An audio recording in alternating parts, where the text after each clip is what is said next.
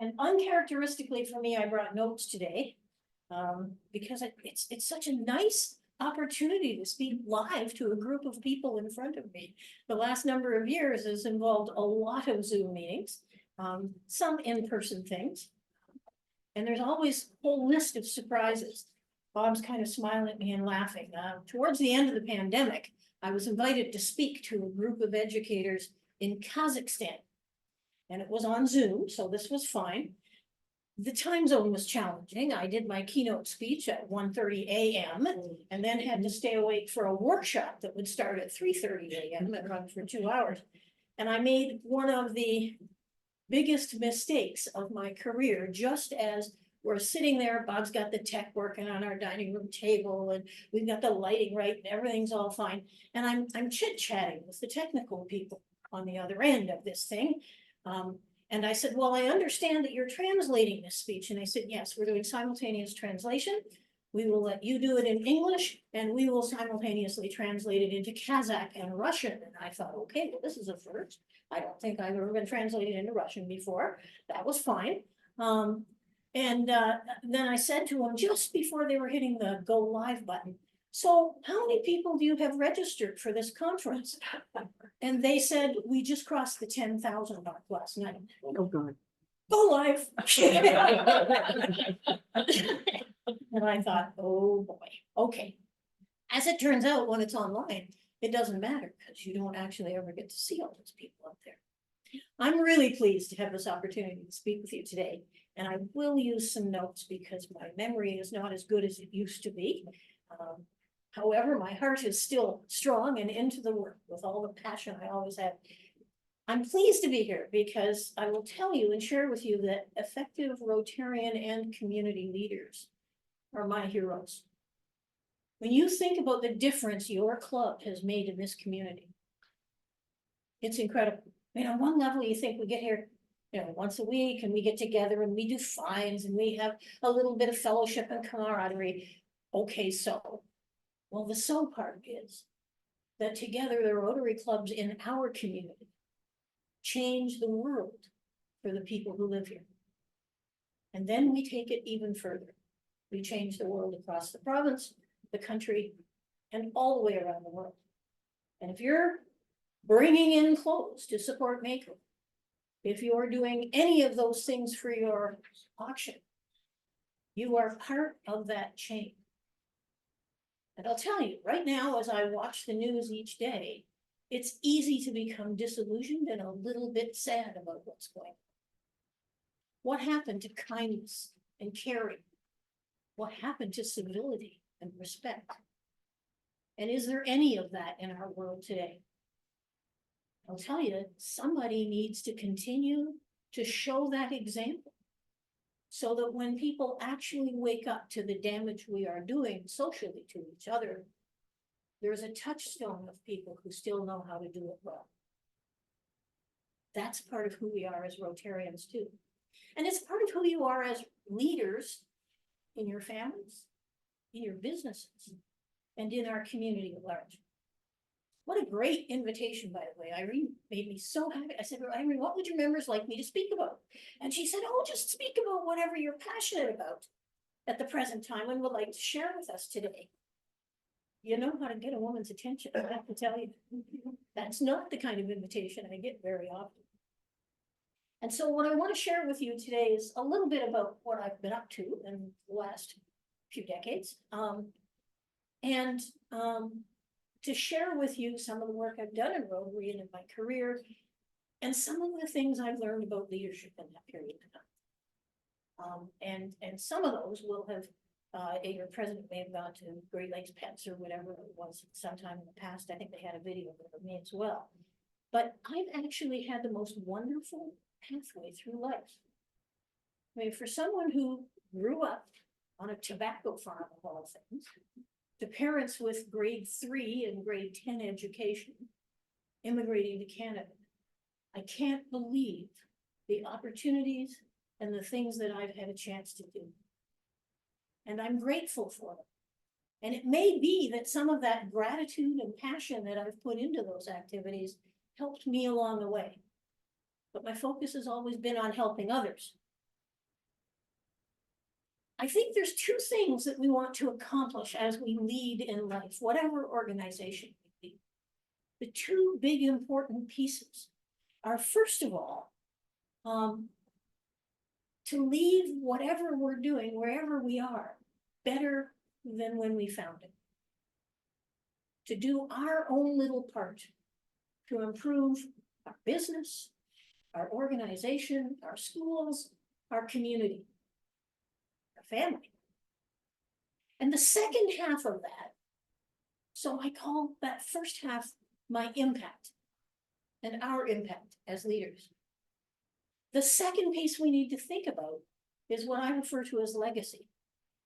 As we've gone through our leadership time, and as we go through life, are we building the leaders who are walking behind us? Are we consciously thinking about what we need to do and how we need to do it in order to ensure that when we leave our organizations, we have a group of people stepping up behind us who have developed leadership capacity so that we know our organizations, our community can be fine. Those are the things that I think really matter when it comes to leadership. Now, this is really scary to me. I added it up the other day. I've now worked in education for 51 years. Not bad, because I'm only 49, right? I'm still passionate about the things that had me choose teaching as a career. And that is that I want our young people in particular to understand and build their capacity to lead and live their own most richly imagined, best possible future. It doesn't have to be what I or we visualize for. It has to be what they visualize. But I want to get them ready. And I know in your work in Rotary, you've done that too. And I'm sure, since a number of you led your companies, led your divisions in your companies, that you did that for the people who come behind them. When this happens and we invest in that next generation, our community's improved, our planet as well. Life gets better for all of us. I don't think we have enough conversation about values. Not the crabby old person conversation. Things weren't like that when I was young. Not that kind of conversation. But when was the last time you ever asked anyone, particularly some of the next generation who are still really deeply into leading companies and communities? When was the last time we said, so what do you think are the three most important values that a leader brings to the table? I can't remember having that kind of conversation very often lately. Or what is it, we just finished this successful event. What do you think are the three most important things that we did that made it successful? Because we talk in our society today about improving systems, and it's always about, well, what's your data? What's your evidence to support this? But it's not just evidence that leads you to say, this is what we need to do together. We also have to pay attention to the evidence afterwards, where we look and we say, this is what we were trying to do. How did it go? Did we accomplish some or all of our goals? If we did, what were the most important things we did to make that happen? Because those things will be the same things that will bring you success the next time. Or if it didn't go entirely as we'd hoped, what are the things we need to change for next year? That conversation is really important, and it's important right after the fact too. So do we seriously do a postmortem after the auction? Do we make a list of the things we want to do differently next year so that the next committee can say, oh, the guys last year think we need to pay attention to this, this, and this.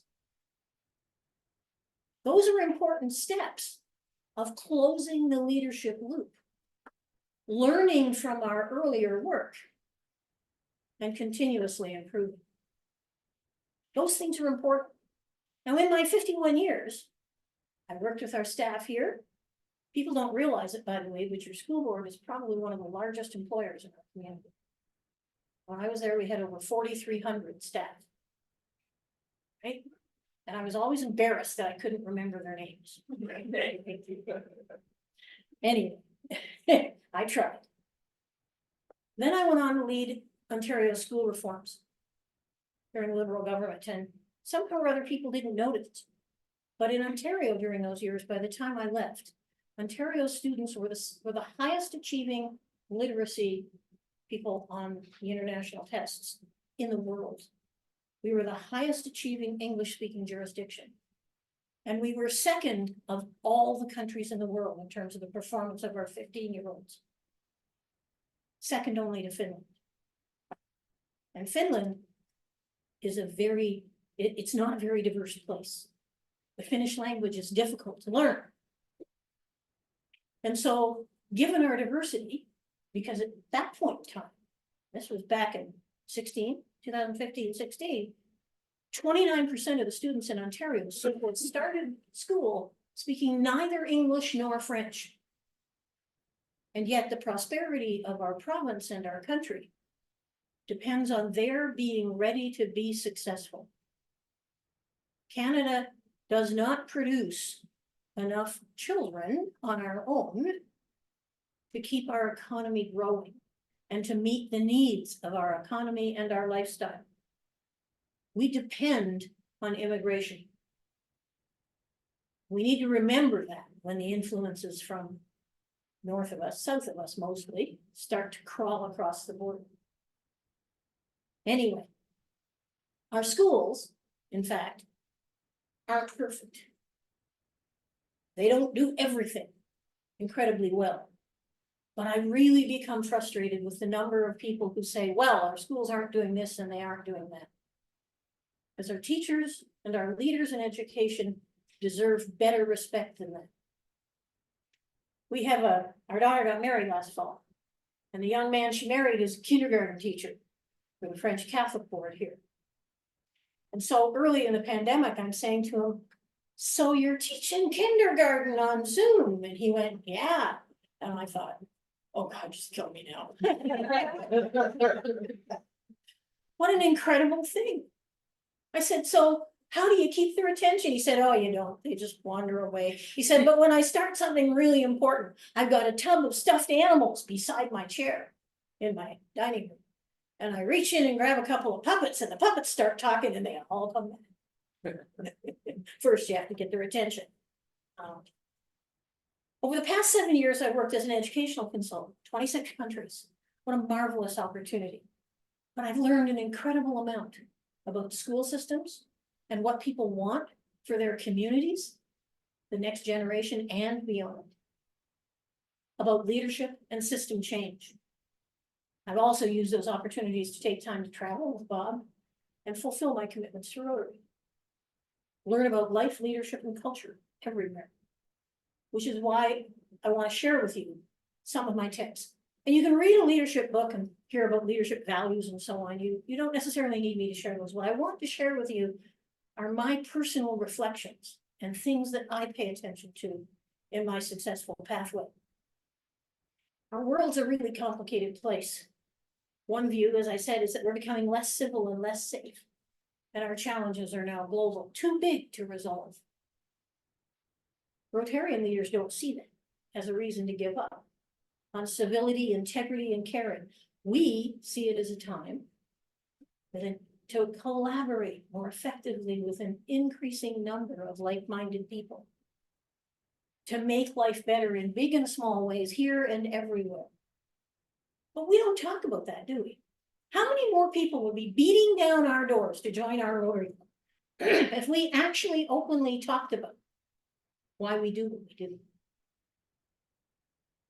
Does the person who comes in here as a guest at your meeting understand why you do your auction, why you come together each week like this? Yes, it's fellowship and connection, but it's also because those are the wheels that turn our organization and allow us to put a hand out to help people who need a hand up.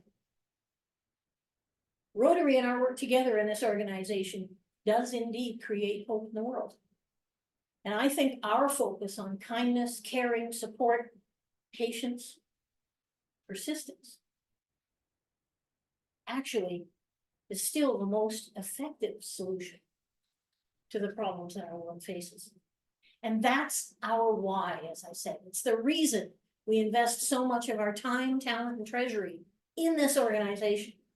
And it's the reason why leadership, high quality, forward thinking matters so much. You're experienced leaders already, or you wouldn't be in Rotary. As you spend more time in Rotary and as business leaders, you have the opportunity to develop the next generation of leaders in our community and in our organizations and in your businesses. Help them develop their skills as leaders. It isn't just about getting the work done. It's also about leaving a legacy.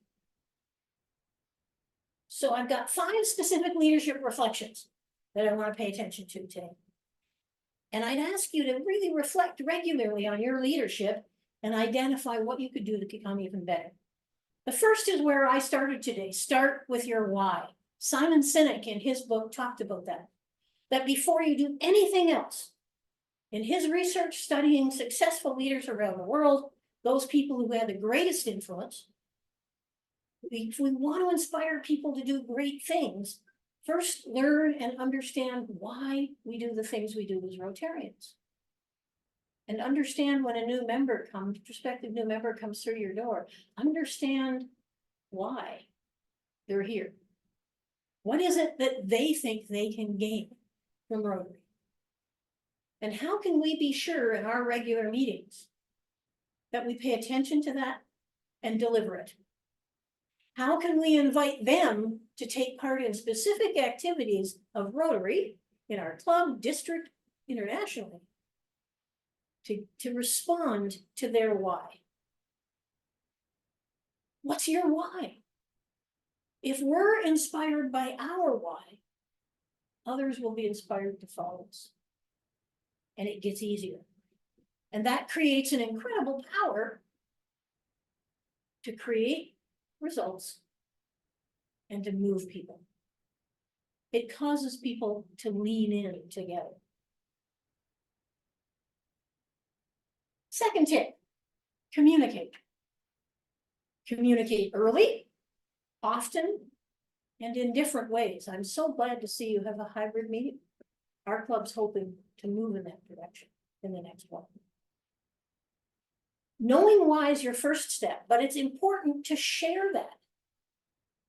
Do you actually have a conversation here sometimes about what's the thing that keeps you coming to Rotary? What's the most important thing in your why? It'd be an interesting kind of meeting, wouldn't it? With lots of input. Sharing that story matters. Communicate authentically, not just what happened, but why it's important to you. Personalize it by sharing your observations of the impact in the work. Share it in a speech and brief comments at the beginning and end of meetings. Write it out, put it in posters, in a newsletter, wherever you have an opportunity to share. And I want to share a couple of examples that are part of delivering on my why. A few years ago, as was mentioned, Bob and I chaired a National Immunization Day group of Rotarians traveling to northern India. And we were doing vaccinations in a remote village in northern India and had a female literacy rate of 2.5%. Anyway, there I was, sitting in a plastic chair, kind you can get at Walmart or wherever, in an alleyway, cobblestone streets, 10 feet wide, surrounded by literally hundreds of children. Because in India, the 6-year-olds take care of the 2-year-olds, and so on. And there they were. There we were, part of a team that within 24 hours, with the help of 4 million volunteers, would immunize 172 million children against polio.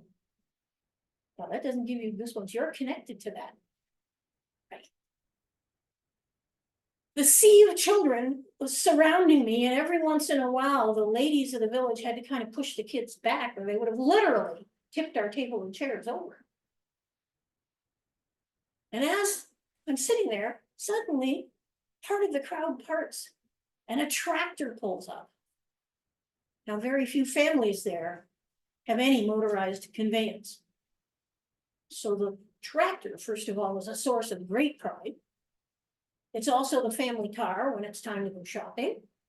It's the vehicle for visiting friends or going to religious services or gathering firewood. And I use that widely because firewood there, because the trees are not there in this area, is cow dung. Women go out in the streets and gather up cow poop. And they take it and they shape it, bricks, put it out in the sun to dry.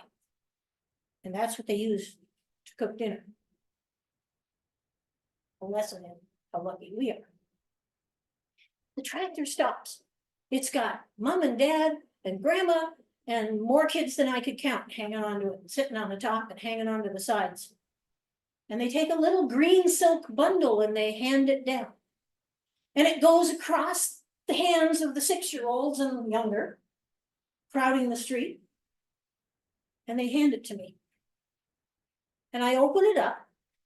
And inside that little bundle was a beautiful baby girl about 3 months old. And I gave her the polio drops. And there was something about that moment that hit my heart. And I looked down at her and I said, darling, you won't remember me, and you won't remember Rotary. But you will dance at your wedding because you met us both here today. That's the kind of difference we make. So with tears in my eyes, I wrapped the bundle back up, handed it to the 5-year-old next to me, and it went across the crowd, back to the tractor, and the tractor drove off. Who gets to do that? Who gets to be connected to that kind of impact? And every now and then I ask myself, how was I so lucky that I became a Rotarian? And an example from my work, when I was director of the school board here, the government of the day decided to amalgamate our county and city school boards. It was a time of great anxiety, particularly for our administrative staff and central offices. Because you know, when you amalgamate, you only need one director. And we have 2. You only need 8 or 9 superintendents, and we have 13, 14. And so on it goes.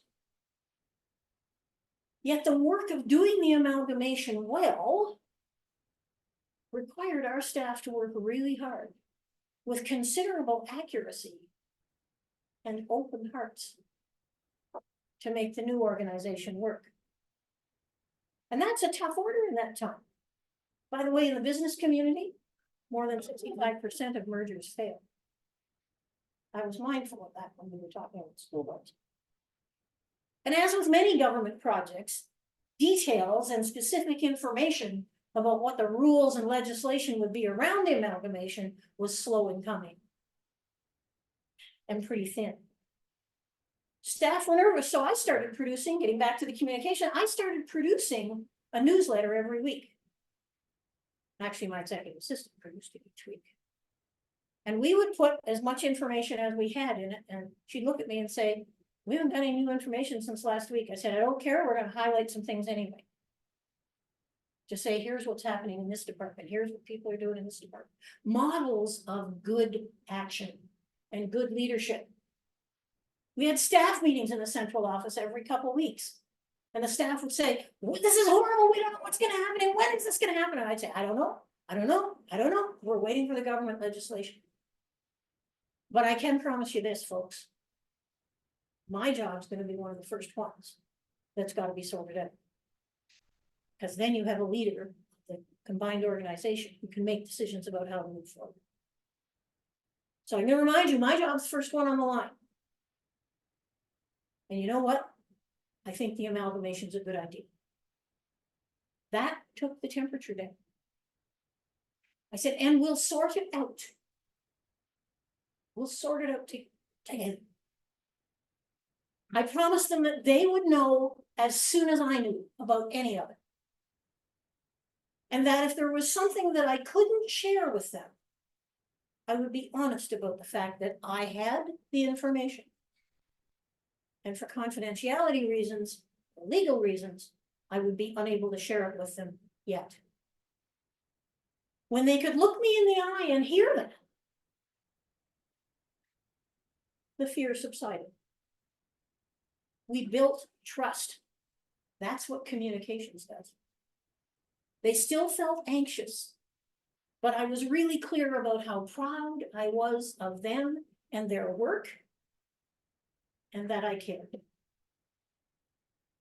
By communicating early, often, and widely with authenticity, it's not just about the why, about each activity, the meeting schedule, the project planning, execution, celebration. Include everyone in your communication plans, and it'll move forward more easily. This one's an important one. Practice balanced leadership. We are leaders because we want to accomplish a task. And sometimes we get so focused on getting the job done and checking off the tasks on our to-do list that we forget that we're actually trampling the people around us. Remember, impact and legacy. We want to be invitational. We have to pay as much attention to developing our people as we do accomplishing the job. You have to do both. And it's my experience that in many organizations, everybody pays attention to the task, to the bottom line, to the business outcomes. But they don't nurture and develop their people along the way. And when we do that, our business will fail. Because at some point, when we're off on a business trip, when we're ill for a period of time, we won't have the quality of commitment and leadership we need to continue to be successful. That matters a great deal. As a leader of your club or anywhere else, look for the greatness in the people around you. They may not be perfect. They may have huge challenges. But if you help them step into their greatness, they'll be better at handling anything that comes their way. You can rely on. Quick tip for the women leaders in the room. Women are socialized generally not to draw attention to themselves. Because over the centuries, drawing attention to yourself in a room full of men is fading. It has been. And so we tend to find lots of ways not to give eye contact, not to draw attention, remind people that we're there, and not to challenge anyone. So women, if you listen to their speech patterns, tend to finish a sentence on an uptick. Right? Like, I think it would be a really good idea if we did this, rather than, I think it would be a good idea if we did this. The difference in that is trust and ensuring that your voice is heard. Because when you end up with that, you end up with everybody saying, well, she's not really sure about what she's saying. Bob used to listen to every one of my TV interviews, radio interviews, whatever it was I was doing. And he'd come home. Actually, I can remember doing one on the sidewalk in front of CBC in Toronto because the local station here sent somebody to hunt me down. It was a public salary disclosure early in the day. And these young pups from Toronto CBC are challenging me about how I'm independently wealthy with all the money I make. And and I said, well, actually, I think my community gets good value for the money they pay me. Well, how could you say that? Blah, blah, blah. And Bob's behind the cameraman going, and I'm like, oh, okay, it in real time. Bringing it down. When we get nervous, ladies, we become less planned in our speech patterns. watch for it, get somebody to give you some feedback, monitor your voice. And finally, a reflection on leading a meeting, large or small. As the chair of the meeting, it's better to be right at the end of the meeting than it is to be right at the beginning. Here's the thing, we got a meeting, we have to plan the auction. So, okay, we're having the auction and this is what we're gonna do. We're gonna do this and this and this and this and this and this. Anybody got any ideas or concerns? Crickets out there, right? And you've missed the opportunity to hear those ideas and to improve your work as a group. On the other hand, if you start out saying, okay, we want to do this and we'd like to accomplish this with our auction, has anybody got any thoughts about that? What do you think we should do? And you listen, what are the concerns? How can we resolve those? As a leader, ask questions. When you do that, right, then people will contribute. And at the end, you're not giving away your authority. At the end, you can say, okay, so what I've heard today is this. So we're going to do this and this and this and this. And I really appreciate, Irene, your thoughts about such and such. I thought it was a great idea. And I understand the concern that you raised about such and such. And I wonder, I think if we did this, we might be able to address that. Thank you for your input because it's making our project better. Every time that group comes together, they will be more productive and they will come prepared with ideas and suggestions and reflections on how to get better. Because you wanted to be right at the end of the meeting, not the beginning. That's another task thing, right? People say, oh, but if you don't do that, you're going to waste time. No, you're not. You're going to invest time and it'll pay dividends. Wish you well in your learning and leadership activities. Be open to learning. It's been the secret sauce of my life. Everywhere, all the time. What can I learn from this conversation? My sister-in-law once described me as I did a tour of a drug manufacturing plant that my brother was the vice president of operations for. And I'm asking all these questions. My sister-in-law said to me, I finally figured out how you managed to put so many pieces of things together in new ways. She said, you're like some kind of human sponge asking questions about stuff that may not be related to anything you're doing at all. But then it comes out in other ways. Always learn. It keeps us alive. It makes us better leaders. It makes life more fun. If there's time for questions, I can do one or two. Whatever. No time for questions. We got to wrap. Got it. Okay. Well, I got to Irene, do the thanking, please. Yes, Dr. Gallagher, thank you. That was absolutely riveting. Lots of jewels there and lots for us to think about. We are so grateful for you joining us this morning, early this morning, and sharing all of your wisdom. Somebody show her the honey.